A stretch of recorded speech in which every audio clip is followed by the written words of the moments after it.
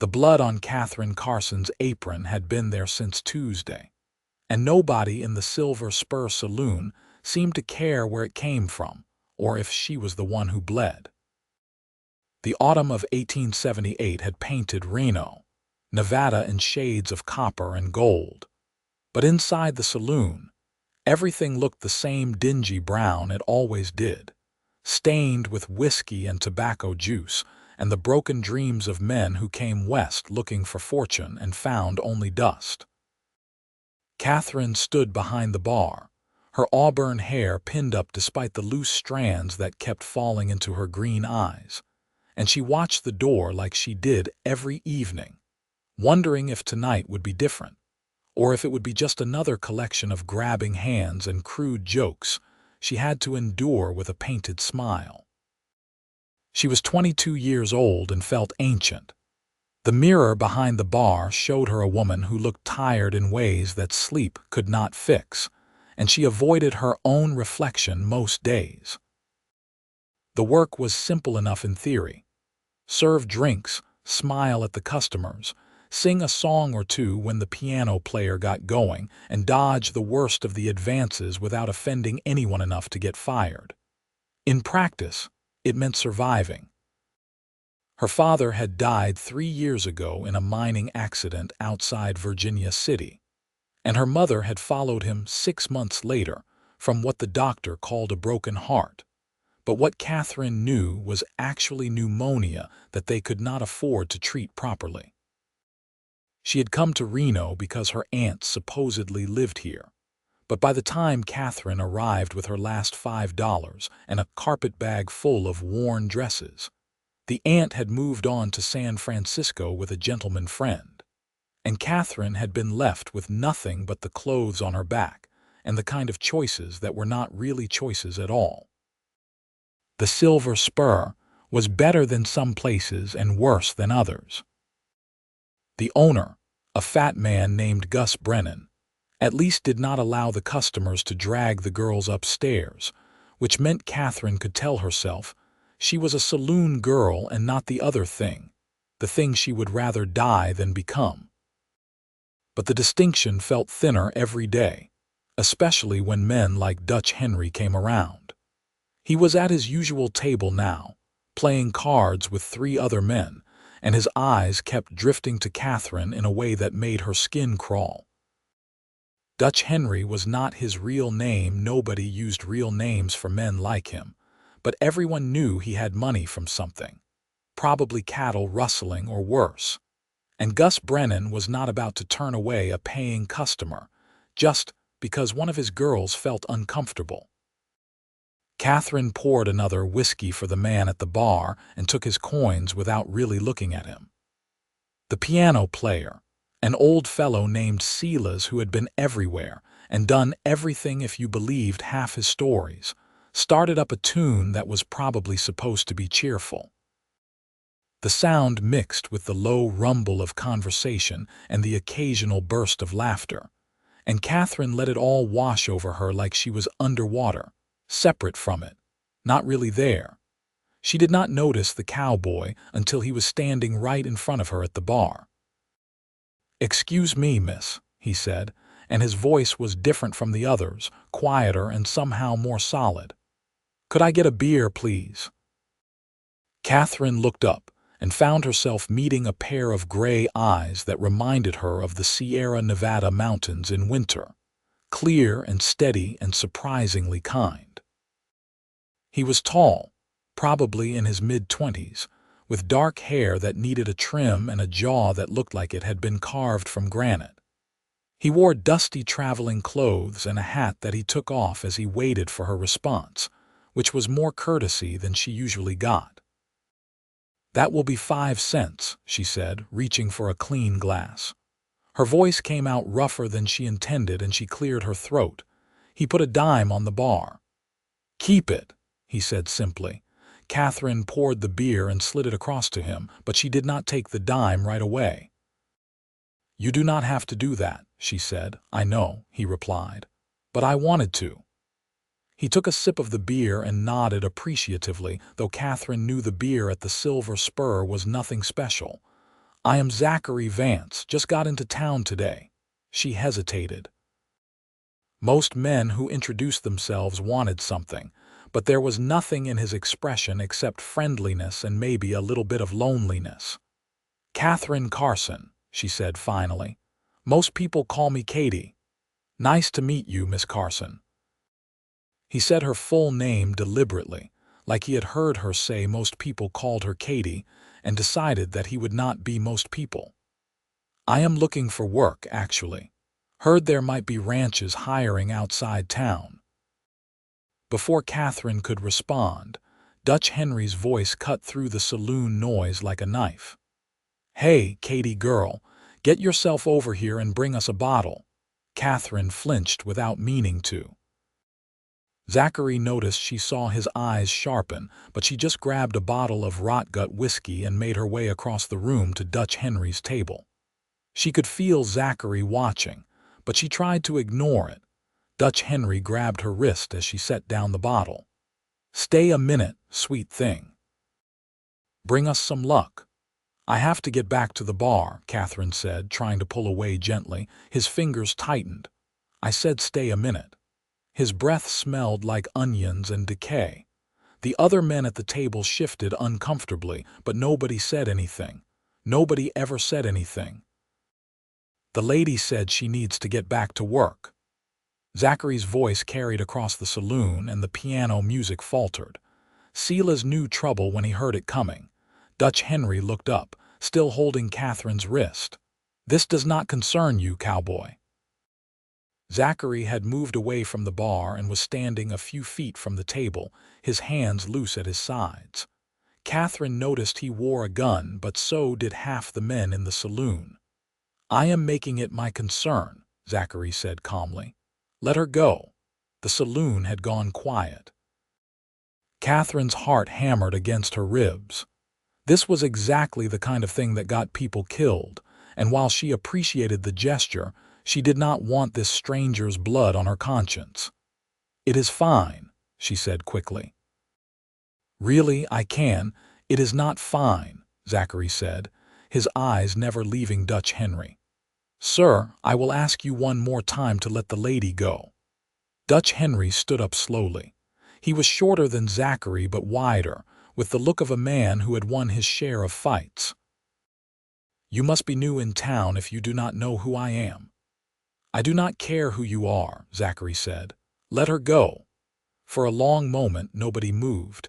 Then Dutch Henry laughed and the tension broke like a snapped wire. He released Katherine's wrist. Not worth the trouble, he said, sitting back down. Just a saloon girl anyway. Zachary did not rise to the bait. He just waited until Katherine had made her way safely back behind the bar before he returned to his own spot. His beer was still sitting there and he picked it up like nothing had happened, but Katherine saw his hand was steady while hers were shaking. You did not have to do that, she said quietly, not looking at him. You could have gotten yourself shot. Maybe, he agreed, but I did have to do that.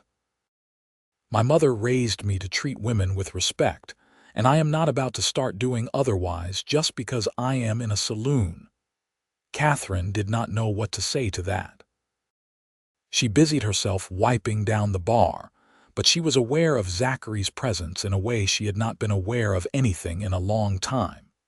He did not try to talk to her again, just finished his beer in silence and eventually left a little while later with a polite nod in her direction.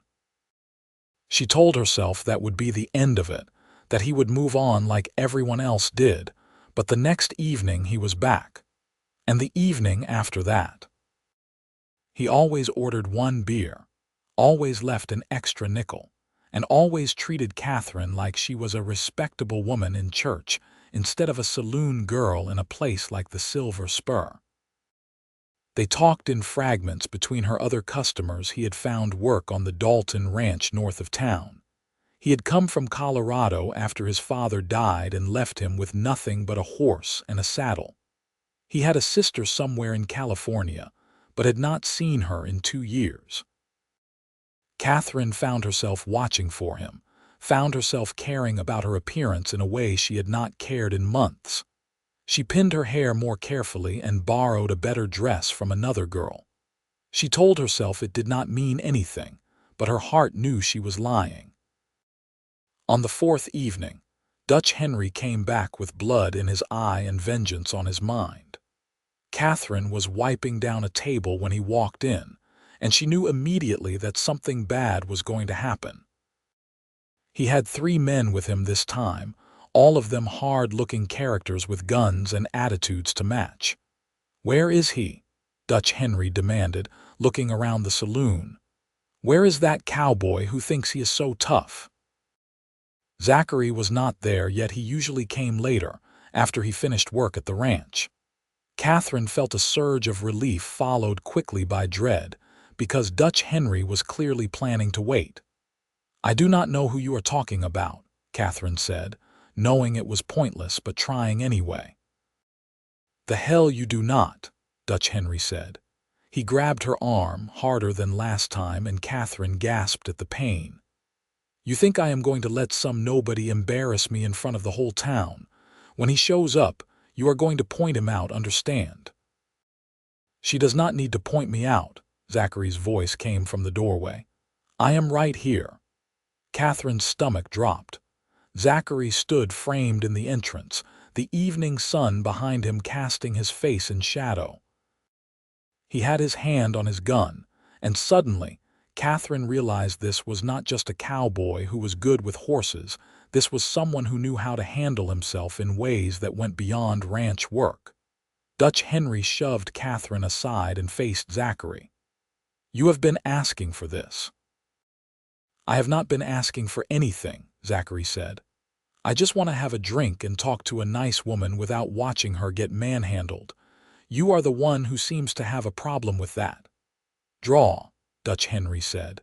The saloon cleared like magic, people scrambling for cover.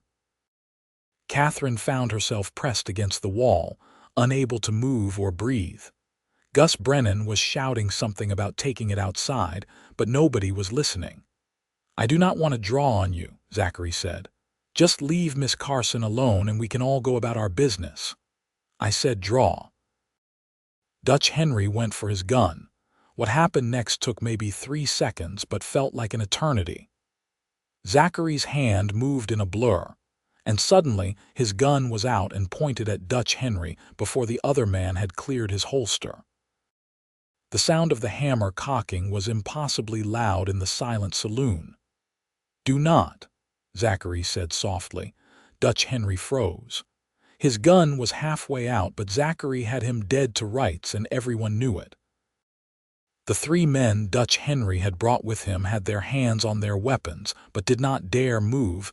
Zachary might get Dutch Henry before they got him, and nobody wanted to be the one to start that bloodbath. "You are going to holster that gun real slow," Zachary continued in that same quiet voice. "Then you are going to walk out of here. And you are not going to bother Miss Carson ever again. Are we clear?" Dutch Henry's face was purple with rage and humiliation, but he was not stupid enough to draw on a man who already had him covered. He let his gun slide back into its holster. "This is not over," he said. "It is over," Zachary said. "Because if you come near her again, I will not be polite about it. Now get out." Dutch Henry and his men left, and the saloon let out a collective breath. Zachary holstered his gun and looked at Katherine. "Are you all right?" She nodded because she did not trust her voice. He walked over to her, and she saw that his hands were trembling now, even though they had been steady as stone a minute ago. "I am sorry you had to see that," he said. "Who are you?" Katherine whispered. "Really?" Zachary looked uncomfortable.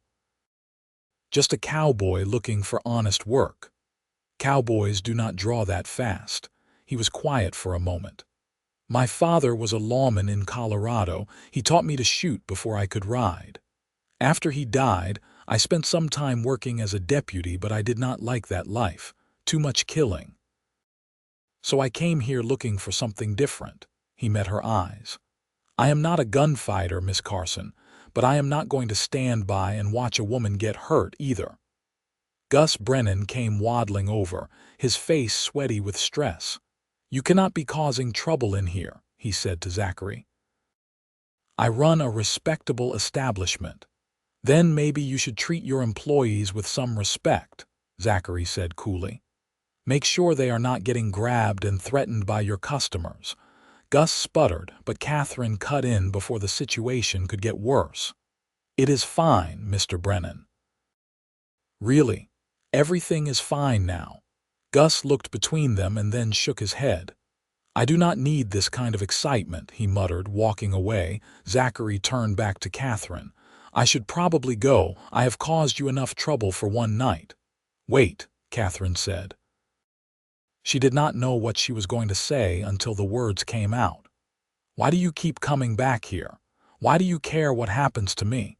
He looked at her like the answer was obvious. "Because you deserve better than this," he said simply. "You deserve to be treated with respect and kindness. You deserve to not have to smile at men who make your skin crawl just to keep your job." He paused. "And because the first time I saw you, I thought you were the prettiest woman I had ever laid eyes on, and every time I talk to you I like you more. Is that honest enough for you?" Katherine felt heat rise in her cheeks. Nobody had talked to her like that in years, like she was worth something, like she was more than just a saloon girl to be used and forgotten. "I do not understand you," she said. "You do not have to understand me," Zachary said. "Just let me keep coming by. Let me keep making sure you are all right. That is all I am asking." She should have said no. She should have told him that she was trouble, that Dutch Henry would not forget this, that getting involved with her would only bring him problems. But instead, she found herself nodding. Zachary smiled, and it transformed his whole face, made him look younger and less careworn. "Good," he said. "Then I will see you tomorrow, Miss Carson." He left, and Katherine stood there feeling like something fundamental had shifted in her world. Silas, the piano player, started up again, cautiously, and gradually the normal sounds of the saloon resumed. But Katherine could not shake the feeling that nothing would ever be quite normal again. The next few weeks passed in a strange sort of dream. Zachary came to the Silver Spur every evening after he finished work at the Dalton Ranch, and he and Katherine talked whenever she could spare a few minutes. He told her about his childhood in Colorado, about learning to rope cattle and break horses, about the year he spent as a deputy chasing outlaws through the mountains. She told him about her parents, about the life she had lived before she ended up in Reno, about the dreams she used to have of going to school and maybe becoming a teacher. "You still could," Zachary said one evening. "Nothing is stopping you." Katherine laughed bitterly. "Except money and time, and the fact that nobody would hire a former saloon girl to teach their children." "They would if you did not tell them," Zachary pointed out. "You could go somewhere new, start over. People do it all the time out here." "With what money?" Katherine asked. "I barely make enough to pay for my room and food. Saving up for anything else would take years." Zachary was quiet, and Katherine felt bad for being so negative. "I am sorry," she said.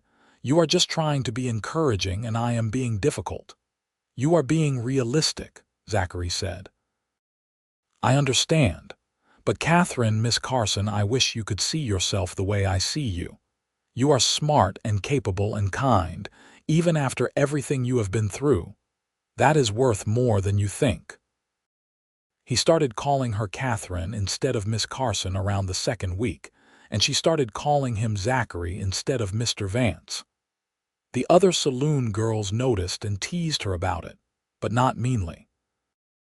Even they could see that what was happening between Katherine and Zachary was different from the usual drunken flirtations that passed for romance in a place like the Silver Spur. Dutch Henry stayed away, but Katherine could feel the threat of him like a storm on the horizon. Zachary must have felt it too, because he started timing his visits to coincide with when she finished work, walking her back to the boarding house, where she rented a tiny room on the second floor. They never did anything improper, He always left her at the door with a polite good night, but Katherine treasured those walks through the dark streets of Reno, just the two of them talking quietly while the town settled down for the night. One evening in late October, Zachary seemed nervous. He kept fidgeting with his hat, and he was quieter than usual. Finally, as they reached the boarding house, he stopped and turned to face her. "Katherine, I need to ask you something, and I want you to be honest with me even if you think it might hurt my feelings." Her heart started beating faster. "All right. Do you have any feelings for me? As more than just a friend, I mean." He rushed on before she could answer. "Because I have feelings for you, strong ones. I think about you all day when I am working, and seeing you is the best part of every day. And I know you work in a saloon, and I know people would talk. But I do not care about any of that. I care about you. And if there is any chance that you might care about me too, then I need to know, because if you do, then I want to court you properly. I want to do this right." Katherine stared at him. 1,000 thoughts raced through her mind that this was crazy, that they had only known each other a few weeks, that she was a saloon girl, and he was a cowboy, and nothing good could come of this. But underneath all of that was a feeling she had almost forgotten existed, a warmth that spread through her chest and made her want to laugh and cry at the same time. "Yes," she said, "I have feelings for you too. I tried not to, but I do." Zachary's whole face lit up. "Really? Really?" Katherine found herself smiling despite her doubts. "You are the kindest man I have ever met, Zachary Vance, and you make me feel like I matter, like I am worth something. So yes, I care about you. I care about you a lot." He took her hand very gently, like he was afraid she might break. "Then let me court you properly. Let me take you to dinner at a real restaurant, not the saloon. Let me show everyone in this town that you are a lady who deserves respect." "People will talk," Katherine warned. "They will say terrible things about me, about you for being with me." "Let them talk," Zachary said. "I do not care what they say. I know who you are, and that is what matters." So he courted her, and it was like nothing Katherine had ever experienced. He took her to the best restaurant in Reno on his next day off, and he pulled out her chair and treated her like she was something precious. He brought her flowers that he picked himself, wildflowers from the hills around the ranch, and she kept them in a jar of water in her room until they wilted. He told her she was beautiful, and the way he said it made her believe it. Gus Brennan was not happy about Katherine's courtship. He thought it distracted her from her work, but he could not really complain because Katherine was more punctual and cheerful than she had been in months. The other girls were happy for her, especially Lily, an older woman who had worked at the Silver Spur for years and had become something of a friend to Katherine. "That is a good man you have got there," Lily said one afternoon while they were getting ready for the evening shift. "Do not let him go." "I do not plan to," Katherine said. "But Lily, what if it does not work out? What if he realizes what a mistake he is making, being with someone like me?" Lily gave her a sharp look. "Someone like you? You mean someone who works hard and stays honest even when it would be easier not to? Someone who is kind to strangers and does not put on airs? Katherine, you are worth 10 of those respectable women who walk around town with their noses in the air. If Zachary cannot see that, then he is a fool, but I do not think he is a fool." Katherine wanted to believe her, but doubt was a hard habit to break. She had spent so long thinking of herself as worthless, as something to be used and discarded, that accepting Zachary's love felt almost impossible. But he was patient with her, never pushing, always respectful, and slowly Katherine began to let herself hope that maybe, just maybe, things could be different. The trouble came on a Friday night in mid-November. The temperature had dropped, and there was frost on the ground in the mornings.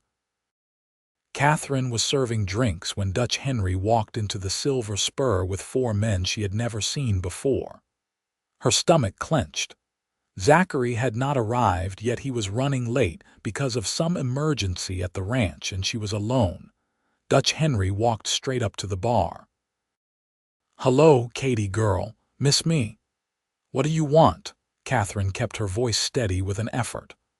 "I want you to give a message to that cowboy boyfriend of yours," Dutch Henry said. "Tell him that he made a big mistake embarrassing me. Tell him that I have friends coming in from Virginia City, and they are going to make sure he understands that you do not draw down on Dutch Henry and just walk away." "Leave him alone," Katherine said. "He did not do anything to you." "He made me look like a fool," Dutch Henry said. "And nobody does that and gets away with it." One of the men with Dutch Henry, a lean character with a scar across his cheek, said, "Why are we wasting time talking to her? Let us just wait for him and take care of business." "Because I want him to know it is coming," Dutch Henry said. "I want him to have time to be afraid." Katherine's hands were shaking as she poured drinks, but she tried to keep her face blank. The saloon had gone quiet again. People could sense the violence building like thunder before a storm. Gus Brennan was nowhere to be seen, probably hiding in the back. Lily caught Katherine's eye from across the room and gave her a worried look, but there was nothing anyone could do. When Zachary finally walked in half an hour later, tired and dusty from work, Katherine tried to warn him with her eyes, but it was too late. Dutch Henry and his men stood up from their table. "Zachary Vance," Dutch Henry said, "we have some unfinished business." Zachary took in the situation with one quick glance. "I do not want trouble," he said. "Too bad," said the man with the scar, "because you have got it, 5 against 1. Zachary asked, "That seems fair to you."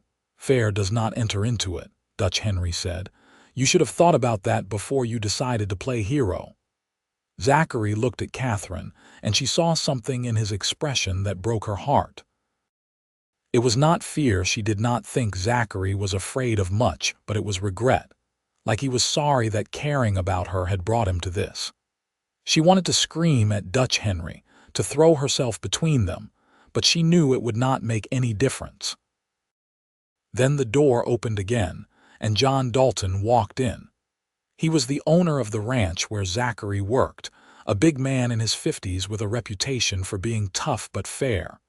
He had 2 of his ranch hands with him, both of them armed. "Evening, gentlemen," Dalton said pleasantly. "I heard there might be some trouble down here involving one of my men." Dutch Henry's expression soured. "This is none of your business, Dalton." "Well now, that is where you are wrong," Dalton said. "Zachary Vance is my top hand, best wrangler I have had in years. So when I hear that some rustler and his hired guns are planning to ambush him in a saloon, that makes it my business." He looked at Zachary. "You all right, son?" "Yes, sir," Zachary said. Dalton turned back to Dutch Henry. "Here is how this is going to work. You and your boys are going to walk out of here and get on your horses and ride out of Reno. And if I hear you have been bothering my people again, I am going to have a conversation with the sheriff about where you have been getting all that money you throw around, because we both know it is not from honest work." The threat hung in the air. Dutch Henry was not afraid of Zachary, but John Dalton was a different matter. Dalton had connections, money, and influence. He could make Dutch Henry's life very difficult if he wanted to. "This is not over," Dutch Henry said, but he was already backing toward the door. His men followed, and within moments they were gone. The saloon let out a collective breath. Dalton walked over to Zachary and clapped him on the shoulder. "You have got a talent for finding trouble, boy." "I did not go looking for it, sir," Zachary said. "I know." Dalton glanced at Katherine and then back at Zachary. "This the girl you have been talking about?" Zachary looked embarrassed. "Yes, sir. This is Katherine Carson. Katherine, this is my employer, Mr. Dalton." "Miss Carson," Dalton said with a nod. "I have heard a lot about you." Katherine did not know what to say to that. "Thank you for helping," she managed. "I look after my own," Dalton said. Then, to Zachary, "Why do not you take the rest of the night off? I think you have earned it." After Dalton and his men left, Zachary turned to Katherine. "Can you get away early?" She looked at Gus Brennan, who had reappeared now that the danger was past. "Can I?" she asked. Gus looked unhappy but nodded. "Go on. You are too shaky to be useful anyway." Katherine grabbed her shawl and followed Zachary out into the cold November night. They walked in silence for a while, both of them too full of adrenaline and emotion to speak. Finally, Zachary stopped on a quiet street corner and turned to face her. "I am sorry," he said. "This is all my fault. If I had just stayed out of it that first night, if I had not made an enemy of Dutch Henry—" "Stop," Katherine said. She put her hand on his chest. "You were protecting me. You were being a good man. None of this is your fault." "I put you in danger," Zachary said. "Dutch Henry might come after you to get at me." "Maybe," Katherine said. "But for the first time in years, I feel like I am living instead of just surviving." "You did that, Zachary. You made me feel like I matter, and I would rather be in danger and feel alive than be safe and dead inside." He looked at her for a long moment, and then he leaned down and kissed her. It was gentle and sweet and full of promise, and Katherine felt something inside her that had been frozen for years finally start to thaw. When they pulled apart, both of them were smiling. "I love you," Zachary said. "I know it is too soon and I probably should not say it, but I do. I love you, Katherine Carson." "I love you too," Katherine whispered. "I think I have loved you since the first time you called me Miss Carson instead of Katie Girl." They stood there in the cold, holding each other, and Katherine thought about how strange life was. A month ago she had been alone and hopeless, just trying to get through each day. Now she had someone who loved her, someone who saw her as more than just a saloon girl. It felt like a miracle. Over the next few weeks, Zachary started talking seriously about their future. He had been saving money, he told Katherine, and he thought that by spring he would have enough to put a down payment on a small piece of land. He wanted to start his own ranch, something modest to begin with, maybe just a few cattle and horses, and he wanted Katherine to be part of it. "I know I do not have much to offer right now," he said one evening as they sat on the steps of her boarding house. "But I am a hard worker and I am good with horses. I can make something of myself, Katherine. I can give you a real home." "You have already given me more than you know," Katherine said. "But Zachary, are you sure? Really sure? Because people are going to judge you for being with me. They are going to say things." "Let them," Zachary said. "I do not care what people say. I care about you." He took her hand. "Katherine, I want to marry you. Not someday in the future when I have made my fortune. I want to marry you now, or as soon as you will have me." Katherine's heart felt like it might burst. "Are you proposing to me?" "Not properly," Zachary admitted. "I do not have a ring yet, and we are sitting on the steps of a boarding house, which is not exactly romantic. But yes, I guess I am. Will you marry me, Katherine Carson? Will you take a chance on a cowboy who does not have much except a good horse and a stubborn determination to give you the life you deserve?" Katherine thought about saying she needed time to think about it, that this was all so fast, that they should be practical. But the truth was she had already made her decision weeks ago, probably that first night when he stood up to Dutch Henry for her. "Yes," she said. "Yes, I will marry you." Zachary let out a whoop that probably woke half the neighborhood and pulled her into a kiss that left her breathless. When they finally pulled apart, both of them were laughing. "I am going to do this right," Zachary promised. "I am going to get you a ring and we are going to have a proper wedding. Maybe not a fancy one, but proper. You deserve that." "I do not need fancy," Katherine said. "I just need you." The next day, Zachary asked John Dalton if he could have an advance on his wages to buy a ring. Dalton, who had taken a liking to the young cowboy and appreciated his work ethic, did better than that. He gave Zachary a bonus, and told him to take a few days off to get his affairs in order. "You are a good man, Vance," Dalton said. "Do not see many of those anymore. You take care of that girl and make an honest woman of her, you hear?" "Yes, sir," Zachary said. "Thank you, sir." Zachary used the money to buy a simple gold band from the jeweler in town. It was not fancy, no diamonds or elaborate designs, but it was solid and real, and when he slipped it onto Catherine's finger that evening, she thought it was the most beautiful thing she had ever seen. "It fits perfectly," she said, holding her hand up to catch the lamplight. "It does," Zachary agreed, smiling. "That is a good sign." They decided to get married quickly, before anything else could go wrong. Katherine gave Gus Brennan notice at the Silver Spur, and if he was disappointed, he hid it well enough. The other saloon girls threw her a small party on her last night, and Lily cried and hugged her and told her to be happy. "You deserve this," Lily said. "You deserve every good thing." Katherine and Zachary were married on a Thursday morning in December at the small church on the edge of Reno. There were not many guests. John Dalton and his wife came, along with a few of the ranch hands Zachary worked with, and Lily from the saloon. The preacher was an elderly man who had seen enough of life not to judge Katherine for where she had worked, and he performed the ceremony with genuine warmth.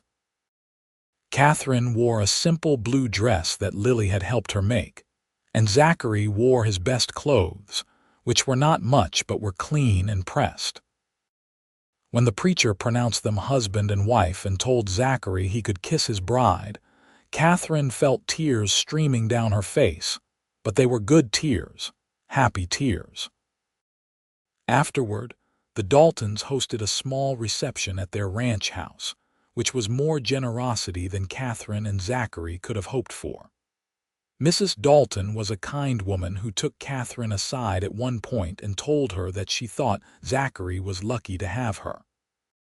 "I can tell you are a hard worker," Mrs. Dalton said, "and that is worth more than any fancy pedigree. You two are going to do just fine."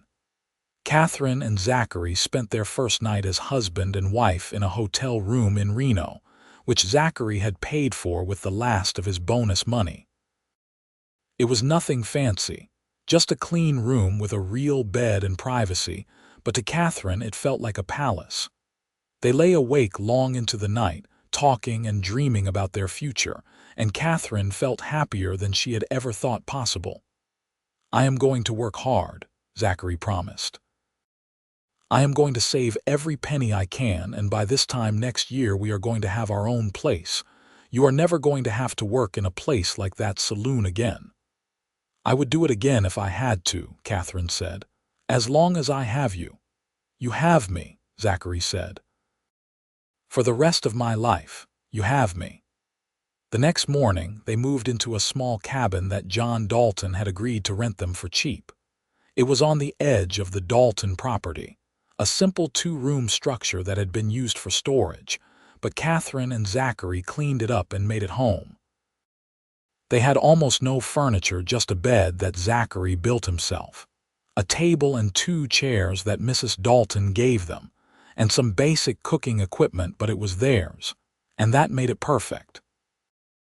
Katherine learned to cook over an open fireplace, learned to mend clothes and make soap and do all the things a ranch wife needed to know. Zachary worked from dawn until dusk, learning everything he could from John Dalton about managing cattle and horses, about reading the weather and the land. They saved every penny they could spare, keeping it in a tin box under the floorboards, watching their small fortune grow coin by coin. The winter was hard, cold, and lonely when Zachary had to spend days out on the range checking cattle, but Katherine did not mind. She had grown up with hardship, and this was different because it was hardship with purpose, with hope for the future. And whenever Zachary came home, no matter how tired he was, he always had a smile for her and a kiss that made her feel cherished. Spring came, and with it news that Dutch Henry had been arrested in Virginia City for cattle rustling. He would be in prison for years, which meant one less thing for Katherine and Zachary to worry about. The weight of that threat lifted, and Katherine felt like she could finally breathe freely. In May, Katherine realized she was pregnant. She had suspected for a few weeks but had not wanted to say anything until she was sure. When she finally told Zachary, he picked her up and spun her around, laughing and crying at the same time. "We are going to have a baby," he kept saying, like he could not quite believe it. "We are going to have a family." Katherine laughed despite her morning sickness, despite her fears about bringing a child into a world that could be so harsh. "We are," she agreed. "Are you ready?" "I have no idea," Zachary admitted, "but I am going to try my best." He was even more driven after that, working harder than ever to save money and prepare for the baby. John Dalton, who had known about the pregnancy before Zachary told him because his wife had noticed Katherine's condition and mentioned it, gave Zachary another raise and increased his responsibilities on the ranch. He also started talking seriously about selling Zachary some land. "I am getting old," Dalton said one evening, "and I do not need all this property. There is a parcel on the western edge, about 100 acres with water access and good grass. I will sell it to you for a fair price, and you can pay me over time. What do you say?" Zachary could hardly believe their luck.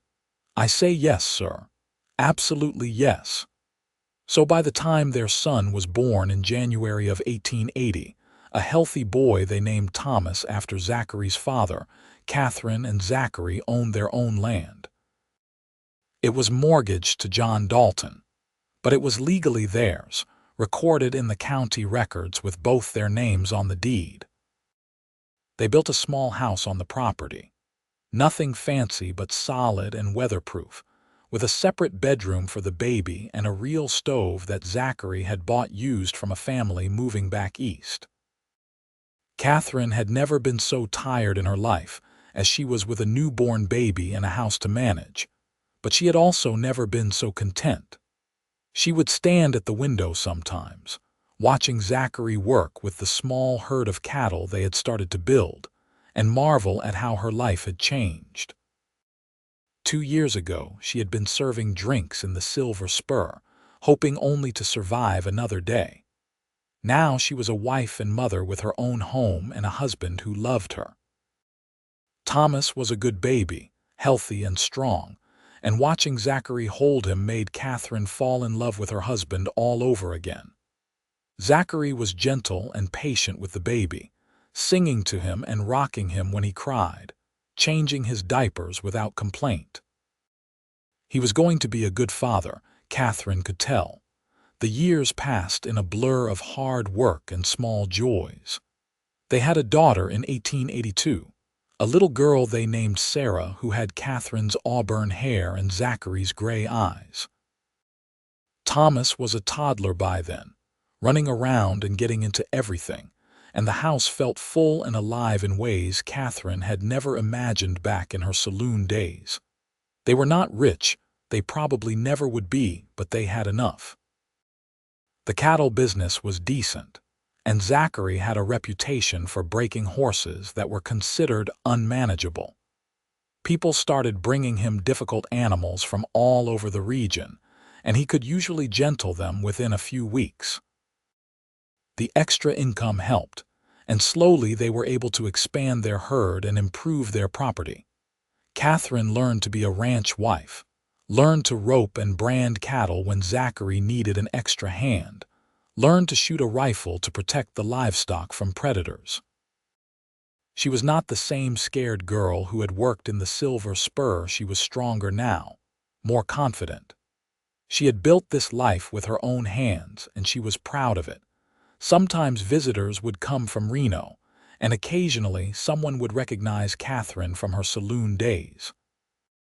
There were a few women who looked down their noses at her, who whispered behind their hands about how improper it was that a former saloon girl was playing at being a respectable ranch wife. But most people did not care or had forgotten, and Katherine found that it bothered her less and less as the years went by. She knew who she was, and more importantly, Zachary knew who she was.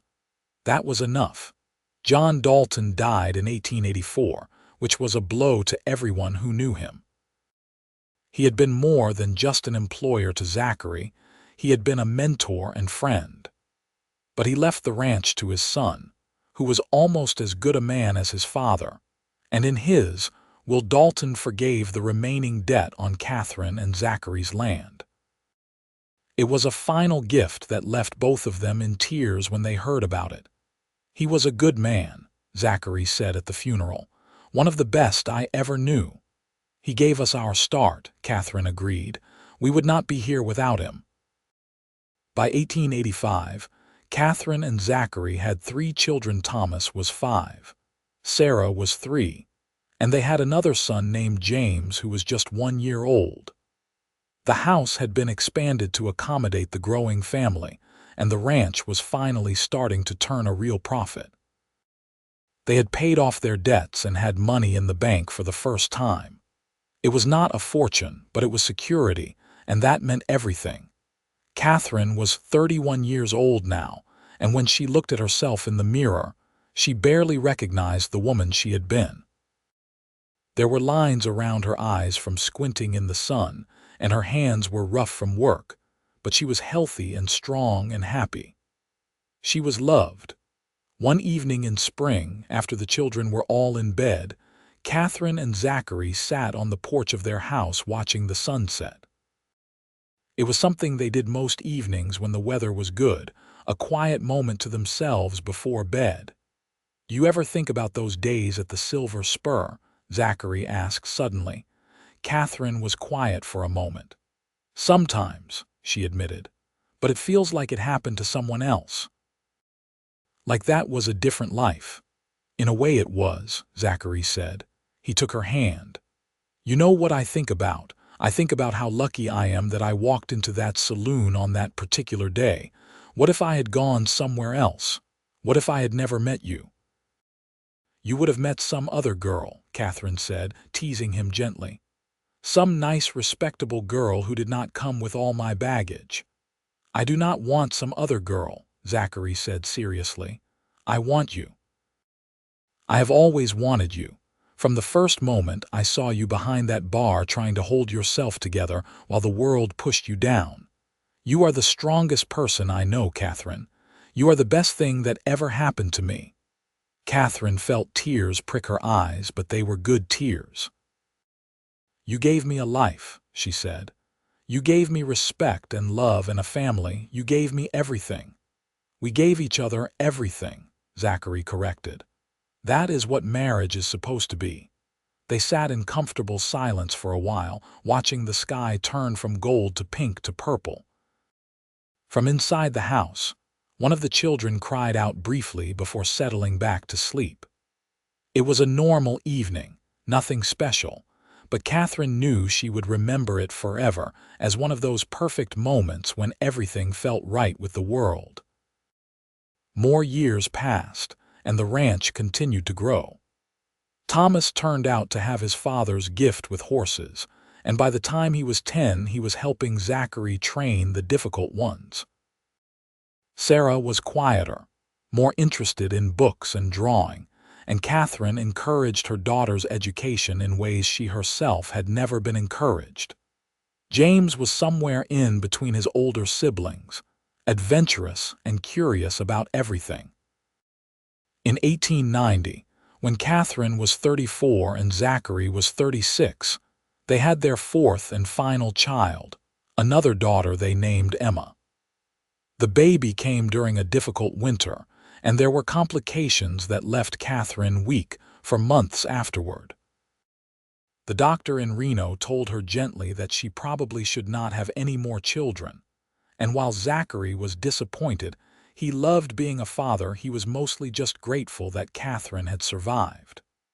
"4 children is plenty," he said, holding Emma while Katherine rested. "We have been blessed already," Katherine agreed. Looking at her family, her strong husband, her growing children, Her tiny new daughter, she felt overwhelmed with gratitude. She thought about the girl she had been in 1878, pouring drinks in the Silver Spur and wondering if she would ever escape that life. That girl could never have imagined this, never could have dreamed that happiness like this was possible for someone like her. As the children grew older, Katherine made sure they knew the truth about her past. She did not want them to be ashamed, but she also did not want them to hear it from someone else and feel betrayed. So when Thomas was 12 and old enough to understand, she sat all the older children down and told them that before she married their father, she had worked in a saloon. "I did what I had to do to survive," she said simply. "I am not proud of everything about that time in my life, but I am not ashamed either. I was doing the best I could with what I had. And then I met your father, and he showed me that I deserved better. He gave me respect and love, and eventually he gave me all of you." The children were quiet, processing this information. Finally, Thomas said, "Did people treat you badly?" "Sometimes," Katherine admitted, "but your father never did. He always treated me like a lady, even when I did not feel like one." "That is because you are a lady," Sarah said loyally. "You are the best mother in the world." Katherine hugged her daughter, grateful for the unconditional love of children. Zachary, who had been standing in the doorway listening, came over and put his arms around all of them. "Your mother is the bravest, strongest, kindest person I know," he said. "And you should all be proud to be her children." The children accepted the revelation without much fuss, and life went on. But Katherine appreciated that Zachary had backed her up, had made it clear that there was no shame in her past. It was just another reminder of why she had fallen in love with him all those years ago. By 1895, Thomas was 15 and essentially a man, working the ranch alongside his father. Sarah was 13 and talked about becoming a teacher someday, which filled Katherine with pride. James was 11 and showed signs of being the wildest of the bunch, always climbing things and getting into adventures. Emma was 5 and the baby of the family, spoiled by everyone but still sweet-natured. The ranch was prosperous now, one of the most successful small operations in the region. They had over 200 head of cattle and a thriving horse-breaking business. Zachary was considering hiring a hand or two to help with the work, something they could actually afford now. Katherine had a proper kitchen with a real stove and an icebox, and the house had been expanded twice to accommodate the family. They were not wealthy by any means. They still worked hard for everything they had, but they were comfortable and secure. Katherine had a small library of books that she had accumulated over the years, and she spent her evenings reading to the younger children. Zachary had built furniture for every room in the house, and Katherine had learned to make quilts that actually looked professional. It was a good life, built piece by piece from nothing. One day in summer, a woman came to the ranch asking to buy a horse. Katherine answered the door and found herself face to face with someone she recognized from her saloon days, one of the so-called respectable women who used to walk past the Silver Spur with her nose in the air, making sure everyone knew she was better than the women who worked there. "Can I help you?" Katherine asked politely. The woman looked uncomfortable. "I am looking for Mr. Vance. I heard he trains horses." "He does," Katherine said. "I am Mrs. Vance. You can talk to me about what you need." The woman hesitated, clearly recognizing Katherine but not sure how to address it. Finally she said, "I remember you, from town, from before." "I remember you too," Katherine said calmly. "You used to walk past the Silver Spur like you were afraid you would catch something just from looking at it." The woman flushed. "I was not very kind back then. I am sorry about that." Katherine was surprised. "Thank you," she said. "I appreciate you saying so." They talked about horses after that, and by the end of the conversation the woman had commissioned Zachary to train a young mare that had proven difficult. As she was leaving, she turned back to Katherine. "You have a beautiful home," she said, "and I saw your children in the yard. They seem very well behaved. You have done well for yourself, Mrs. Vance." "Thank you," Katherine said. "I have been very fortunate." After the woman left, Katherine stood on the porch for a moment, thinking about how much had changed. There had been a time when a woman like that could have destroyed her with a few words, could have ruined her reputation and made her an outcast. But now, Katherine had her own reputation, built on years of hard work and good character. She was no longer someone to be pitied or scorned, she was someone to be respected. That felt like its own kind of victory. The years continued to pass in that way, each one bringing its own challenges and joys. Thomas started courting a girl from a neighboring ranch when he was 18, and eventually they married. Katherine and Zachary became grandparents when Thomas's wife gave birth to a son in 1899. Holding her grandson for the first time, Katherine felt the circle of life complete itself in a way that took her breath away. "We are getting old," she said to Zachary that night. "Speak for yourself," he replied, but he was smiling. He was 45 years old, his dark hair now streaked with gray, but he was still strong and capable. "I feel like I am just getting started." "We have done pretty well, have we not?" Katherine asked. "For a saloon girl and a cowboy who did not have anything." "We have done better than well," Zachary said. "We have built something real, something that will last beyond us." He pulled her close. "And I have gotten to spend my life with the woman I love. That is more than most people get." Sarah left home in 1900 to attend a teacher's college in California, which was a bittersweet moment for Katherine. She was proud of her daughter for pursuing her dreams, but the house felt emptier without her.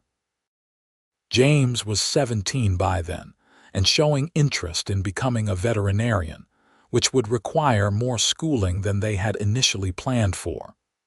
But Katherine and Zachary had always believed in education, so they started putting money aside for that as well. Emma, their youngest, was 10 years old and still the light of their lives. She had inherited Zachary's way with horses and Katherine's fierce independence, and she swore she was never going to leave the ranch. "I am going to stay here forever and take care of you when you are old," she announced one day. Katherine and Zachary laughed, but they were touched. "You might feel differently when you are older," Katherine said gently. "I will not," Emma insisted. "This is the best place in the world." "Why would I want to leave?" Katherine looked around at their home, at the land they had built from nothing, at the life they had created, and she had to agree. It was the best place in the world, not because it was fancy or impressive, but because it was theirs and it was filled with love. In 1902, Katherine turned 46 years old. It was hard to believe sometimes that she was middle-aged, that more than 20 years had passed since that night when Zachary had first walked into the Silver Spur. She still remembered it so clearly, the way he had looked at her with respect instead of contempt, the way he had stood up for her when nobody else would. He had offered her something that night that was more valuable than gold, the chance to be seen as she really was, not as what circumstances had forced her to become. They celebrated her birthday quietly, just the family and a few close friends. Thomas and his wife came with their 2 children, the grandson who was now 3 years old and a baby daughter. Sarah sent a letter from California saying she had gotten a teaching position at a small school and was doing well. James was away at school but sent a telegram. Emma baked a cake that was lopsided but delicious. After everyone had left and the children were in bed, Katherine and Zachary sat on their porch as they had done thousands of times before. The night was clear and cool, and the stars were so bright they looked close enough to touch. "Do you ever wonder what your life would have been like if you had never met me?" Katherine asked. "If you had married someone else, someone who did not come with all the complications I brought." Zachary looked at her in the starlight. His face was lined now, weathered by years of working outdoors, but his eyes were still that same clear gray that had captivated her 24 years ago.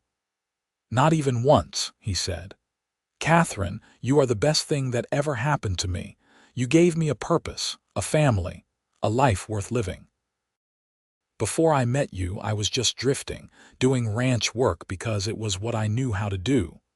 But you made me want to be better, to build something that mattered. I do not regret a single moment of it." "Even the hard times?" Katherine asked. "Even when money was tight and we did not know if we would make it." "Especially then," Zachary said. "Because we faced it together. That is what marriage is, Katherine. It is not just the good times. It is working together through the hard times and coming out stronger on the other side." Katherine leaned her head on his shoulder. "I love you," she said. "I love you just as much now as I did the day we married. Maybe more." "More," Zachary agreed. "Definitely more. Because now I know everything about you. All your quirks and habits, and the way you hum when you are cooking, and how you always check on the children one last time before you come to bed, even though they are grown. I love all of it." They sat there in the darkness, holding each other, and Katherine thought about how strange and wonderful life was. She had started out with nothing, had worked in a saloon just to survive, had felt worthless and used up at 22 years old. And then a cowboy had walked into her life and offered her respect and a ring, had seen value in her when she could not see it in herself. Together they had built a life, a family, a legacy that would continue long after they were gone. The ranch continued to prosper in the years that followed. James came home from veterinary school in 1905 and set up a practice in Reno, but he came out to the ranch frequently to help with the animals. He married a girl he had met at school, a smart woman who worked as a nurse, and they had a daughter in 1907. Sarah married a fellow teacher in California and had twins in 1908. Thomas had 3 children by then, and Emma, true to her word, had stayed on the ranch and was managing more and more of the daily operations as Zachary and Katherine got older. In 1910, Katherine turned 54 years old. She had gray in her auburn hair now, and her hands were gnarled from years of hard work, but she was healthy and strong. Zachary was 56, still capable of a full day's work but slower than he used to be. They had started to talk seriously about turning the ranch over to Emma and her husband. She had married a good man named Peter who was a capable rancher, but they were not ready to retire completely yet. One evening that fall, Katherine was going through some old things in the attic when she found a carpet bag she had forgotten about. Opening it, she discovered the dress she had worn to work at the Silver Spur, the same one she had been wearing the night she met Zachary. It was faded and worn, and there was still a faint brown stain on the apron that might have been blood or might have been whiskey. She held it up to the light, remembering that girl who had felt so hopeless and alone. "What is that?" Zachary's voice came from behind her. He had climbed up to the attic to see what was taking her so long. "My old dress from the saloon," Katherine said. "I thought I had thrown it away years ago, but I guess I kept it." Zachary came over and looked at it. "I remember that dress," he said. "You were wearing it the first time I saw you. I thought you were beautiful even then, even though you looked so sad." "I was sad," Katherine admitted. "I was so lonely and scared, and I did not see any way out. And then you walked in and everything changed." "We changed each other," Zachary said. He put his arm around her waist. "You made me want to be the kind of man who deserved you. You still do." Katherine folded the dress carefully. "I think I will keep this," she said, "to remember where we came from so we never forget how far we have come." "I could never forget," Zachary said. Best decision I ever made was offering you respect and a ring. Well, the respect came first. The ring came later, Katherine laughed. You offered me both from the very beginning, you just did not know it yet. They went back downstairs together, leaving the dress in the attic but carrying the memories with them. That night as they lay in bed, Zachary held Katherine close and said, I want you to know something. Whatever happens, however much time we have left, I want you to know that loving you has been the greatest privilege of my life. You made me believe in things I thought were not real in love and loyalty, and the idea that two people can build something lasting together. Thank you for saying yes all those years ago. Katherine felt tears on her cheeks. Thank you for asking, she said. Thank you for seeing me when everyone else looked right through me. Thank you for giving me a life worth living. They fell asleep in each other's arms, the way they had done for more than 30 years, and Katherine dreamed of saloons and starlight, and the sound of a cowboy's voice saying her name with respect. The years that followed were good ones. Katherine and Zachary officially retired from running the ranch in 1912, turning over full control to Emma and Peter. But they still lived on the property in the main house, and they were involved in their grandchildren's lives. There were 8 grandchildren by then, ranging from teenagers to toddlers, and Katherine loved having them around. She taught them to bake and sew, told them stories about the old days, and watched them grow with a grandmother's fierce pride. Zachary taught the older grandchildren to ride and rope, passed on his knowledge of horses and cattle. He was gentler now than he had been in his youth, more patient, and the grandchildren adored him.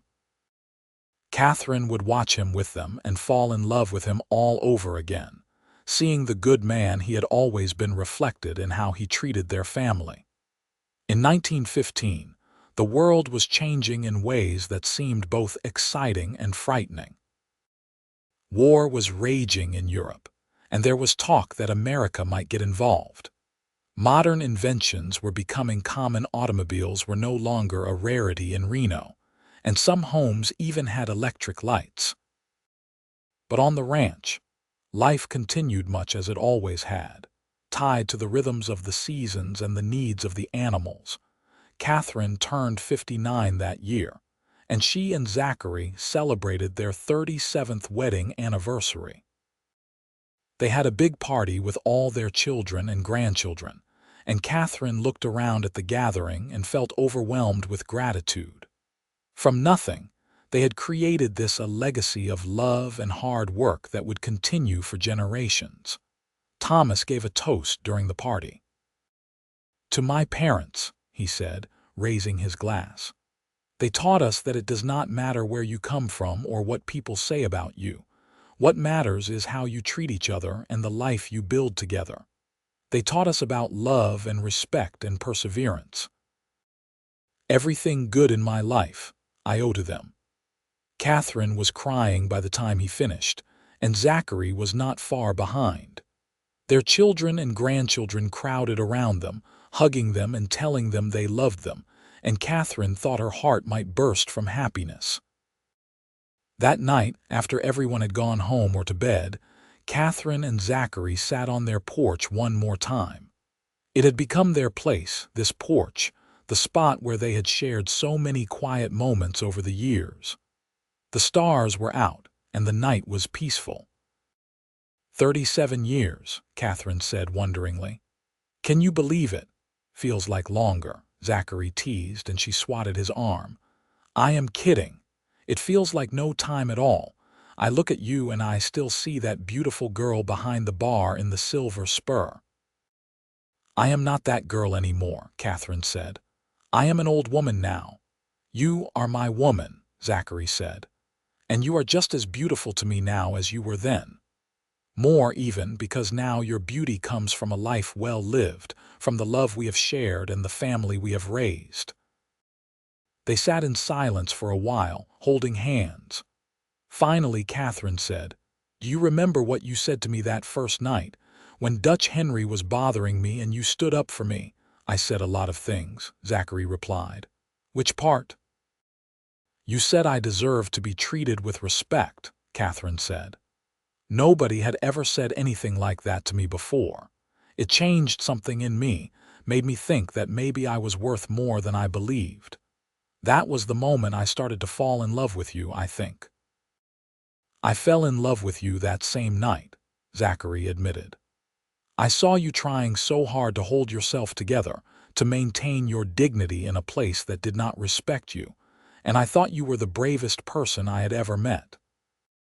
I wanted to know you better, wanted to be the kind of man who could make you smile for real, not just the fake smile you gave the customers. You succeeded, Katherine said softly. You made me smile, you made me hope, you made me believe in love again. You gave me everything, Zachary. Everything that matters. We gave each other everything, Zachary said. That is what real love is. They went to bed that night wrapped in each other's arms, grateful for the life they had built and the time they had been given. The years continued to pass. In 1918, the war in Europe finally ended, and James came home safely from military service where he had worked as a veterinary officer. The family celebrated his return with thanksgiving and relief. That same year, Katherine became a great-grandmother when Thomas's oldest son had a daughter. Holding the tiny baby, Katherine marveled at the chain of life from her to her children to her grandchildren, and now to her great-grandchildren. It was a form of immortality, she thought, this passing on of love through the generations. Zachary's health began to decline slowly after he turned 70 in 1914. Nothing dramatic, just the gradual wearing down that came with age and a lifetime of hard physical work. He moved slower, tired more easily, but his mind was still sharp and his love for Katherine as strong as ever. They spent more time sitting on the porch together, less time working, but neither of them minded. They had earned their rest. In 1920, Katherine turned 64 years old. She looked at herself in the mirror and saw an old woman with gray hair and wrinkles, but she did not mind. Every line on her face had been earned through years of smiling and loving and living. She was not the scared girl in the saloon anymore. She was a woman who had built a life, raised a family, and loved deeply. That was something to be proud of. Zachary gave her a necklace for her birthday, a simple gold chain that must have cost him more than he should have spent. You have given me 64 years of birthdays where you made sure I felt special and loved, Katherine said, touched by the gift. I think that is more than enough. It will never be enough, Zachary said. I want to give you 1,000 more birthdays. I want to give you forever. We have forever, Katherine said. Whatever time we have left, however long or short, we have forever because what we built together will last beyond us. She was right. The ranch continued to thrive under Emma and Peter's management. The children and grandchildren visited frequently, and the house was always full of noise and laughter. Katherine and Zachary were beloved by everyone who knew them, seen as an example of what a good marriage could be. In 1922, Katherine and Zachary celebrated their 44th wedding anniversary. It was a quieter affair than some of their other celebrations. Zachary was 78 years old now and tired easily, but it was sweet. They had a simple dinner with just their children and a few of the grandchildren, and afterward Katherine and Zachary sat on their porch as the sun set. 44 years, Zachary said, shaking his head in wonder. Longer than I expected to live when I was young and foolish. We have been blessed, Katherine said.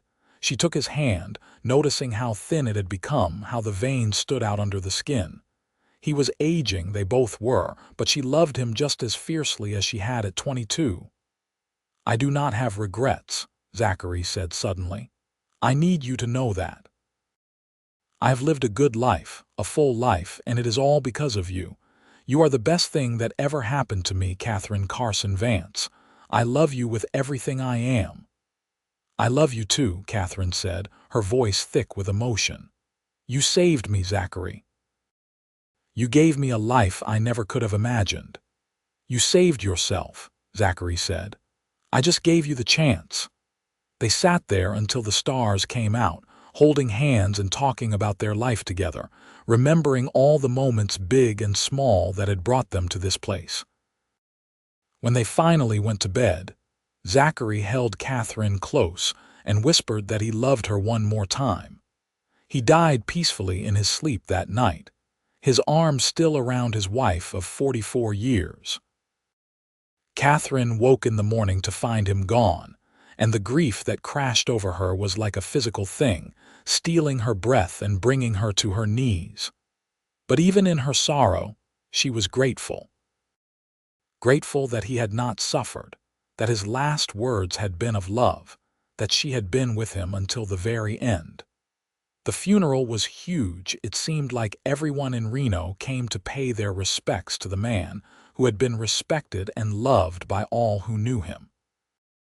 Katherine stood at the graveside surrounded by her children and grandchildren and great-grandchildren, and she listened to people tell stories about Zachary, about his kindness and his integrity, about the way he treated everyone with respect regardless of their station in life, about the love he had shown his family.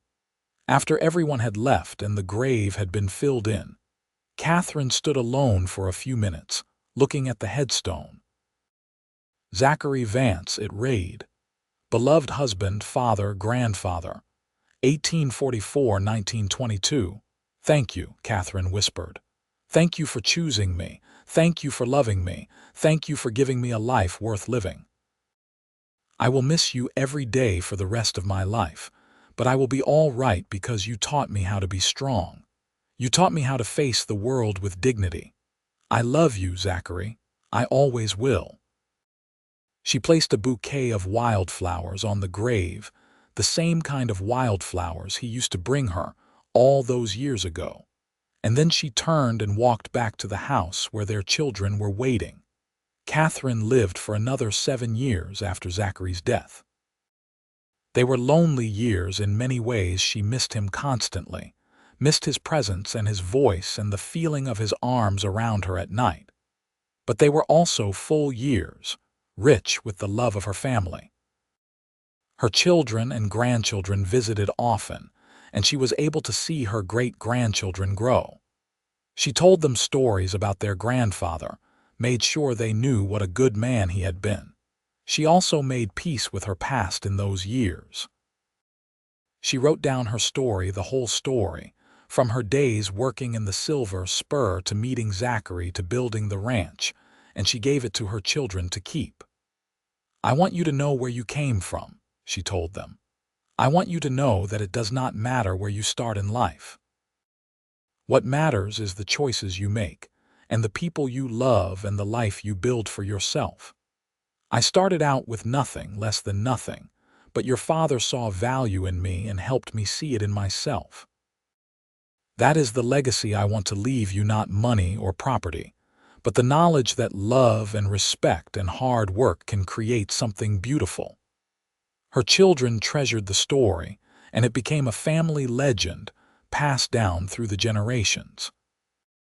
The tale of the saloon girl and the cowboy who built a life together against all odds, who loved each other through everything, and raised a family that would continue their legacy. Katherine died peacefully in her sleep in November of 1929, surrounded by family. She was 73 years old and she had lived a full and remarkable life. They buried her next to Zachary, and on her headstone they put Katherine Carson Vance, beloved wife, mother, grandmother, 1856–1929, together forever. The ranch stayed in the family for generations, passed down from Emma to her children and then to their children. The house that Zachary built was preserved and maintained, and every generation told the story of Katherine and Zachary to their children.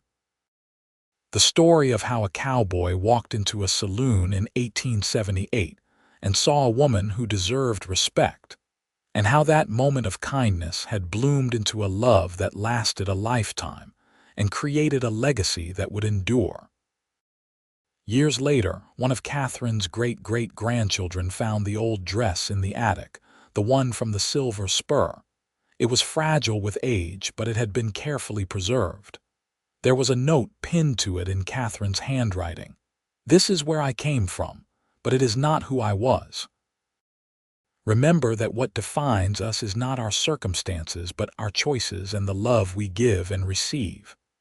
I was a saloon girl once, but I was also a wife and mother and grandmother who was deeply loved. That is what matters.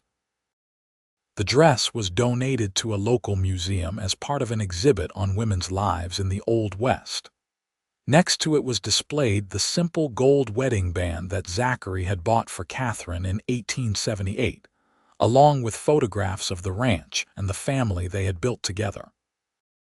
Visitors would read the story and be moved by it, by the courage of a woman who survived and ultimately thrived, by the goodness of a man who offered respect and love without conditions, by the power of two people choosing each other and building a life together.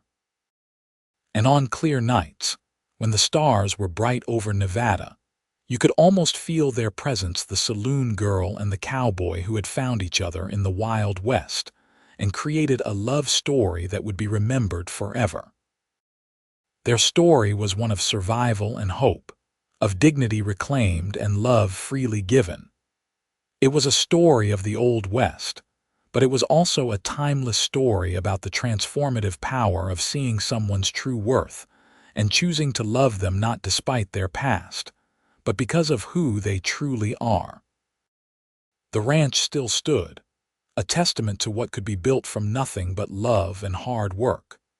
And somewhere in the eternal beyond, Katherine and Zachary were together again, holding hands and watching over the family they had created, proud of the legacy they had left behind.